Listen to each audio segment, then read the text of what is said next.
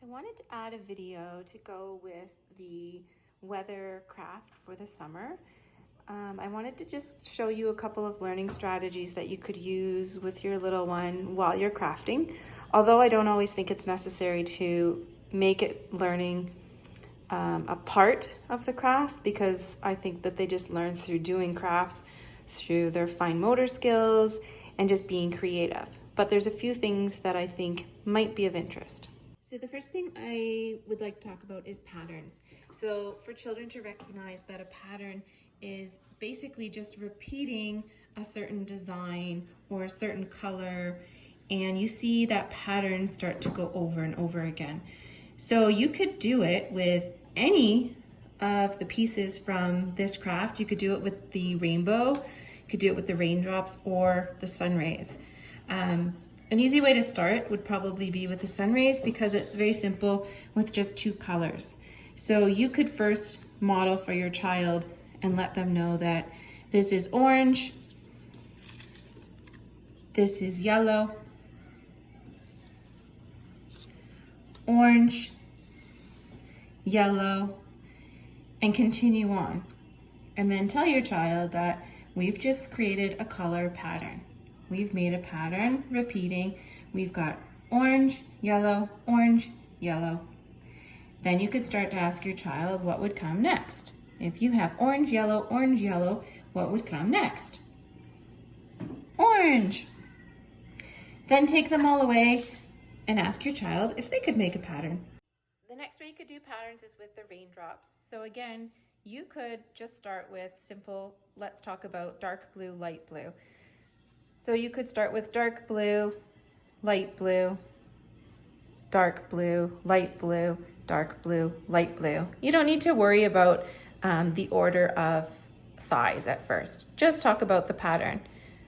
Then still looking at patterns, if you go into your rainbow, you can really get into deep patterns. And this is going to be difficult for small children, but once they get the idea of a pattern, it's good to challenge them. So let's say we ask your child to make a pattern with blue and yellow. Blue, yellow, blue, yellow. Then you might want to add another component to it. Let's say 3, green, blue, yellow,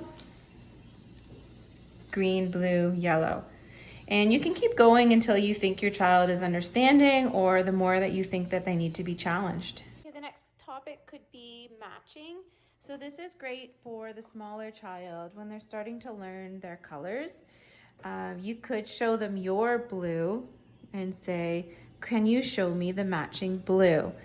And then have them pick out the blue color from their pile and put them together to show that it's a match, it's a pair. You could also not show them the color. If they've been exposed to colors and they know colors, you could say, can you show me the orange color? And if they can pick it out, and then ask if they can match it with the right color over here, and they pick the orange, and they know that's a match. Going back to your raindrops, a little bit more difficult topic is talking about increasing and decreasing sizes. So once your child starts to understand the difference between big and small, and then comparing the sizes. So what you could do first is model and let your child know, if they're younger, that this is the largest raindrop and this is the smallest raindrop over here. And then show them how you're going to place them in order from largest to smallest. It's always nice to model for, especially for your younger children that may not have been exposed to the language before or the concept. Once you've shown them, modeled it, then try and get them to do it with you. You might want to ask questions like, which raindrop is the largest? Which raindrop is the smallest? Whoops. Then say, can you place the raindrops in order from largest to smallest? And then see if they can do it. And then you might also want to go back to point out the pattern once again.